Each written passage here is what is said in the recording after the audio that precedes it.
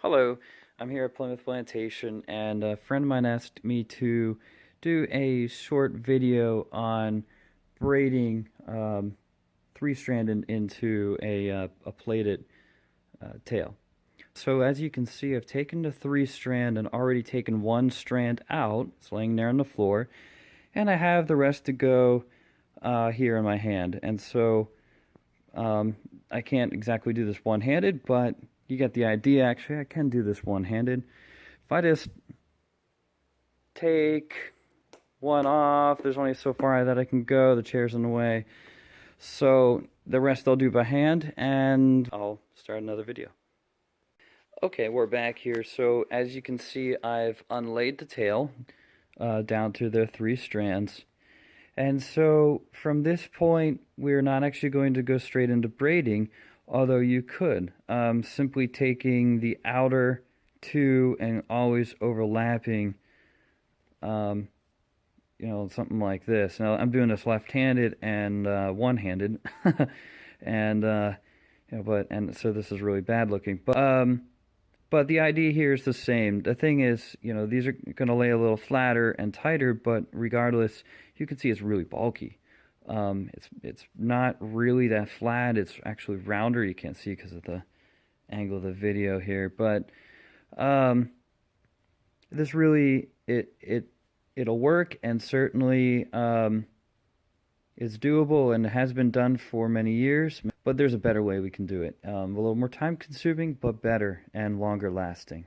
What I'm doing here is I'm going to break these into smaller groups. I'm going to actually unlay each of these yarns and relay them into 7 strands, an odd number, so that you can constantly keep this overlapping idea.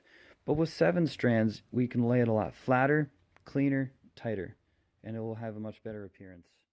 So I managed to figure out a way to take video without actually using my hands. Imagine that. So I can actually show you what you wanted to see. So I've broken those 3 strands down into 7 strands. I got 3 in my left hand. I got 4 in my right hand. Sorry, it's Friday. And so the basic idea of braiding is that I'm just going to be crisscrossing the top outermost strands back and forth, back and forth, back and forth, the length of the tail. So if I have 3 here, I got 4 here, I'm going to take this one, and this is where I'm going to start. And so I want to make sure that this is flat as opposed to really tightly twisted, right? I want this to lay nice and flat. So I'm going to bring that around, pinch it with my thumb, bring this around, pinch that with my thumb. Make sure I grab the right one here. When you're coming out from the same point, sometimes they... so come along here.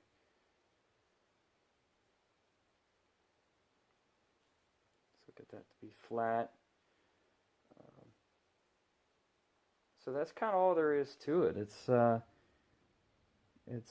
lot simpler, I think, than it actually than it looks. Yeah. And I want to make sure as I'm going along.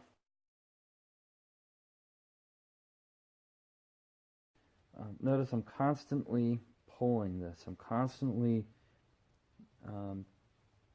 holding as much of this tension as I possibly can. As my teacher at Mystic Seaport, Matt Otto, would say, 90% of this is just holding it. It certainly is very accurate. You can see that slack that I was getting out of that.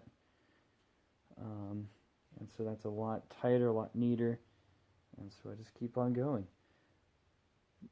Later on in the process, I'm not going to show a video. This is the end of it then.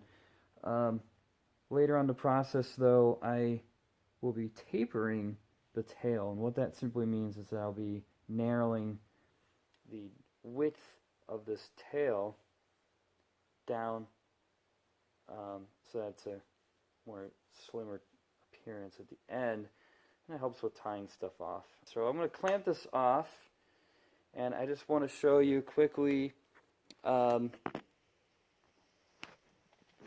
This is what I showed a picture yesterday on Facebook. This is the finished product. So I didn't actually show you what it looked like when it was done. I just took you a picture of it mid-process.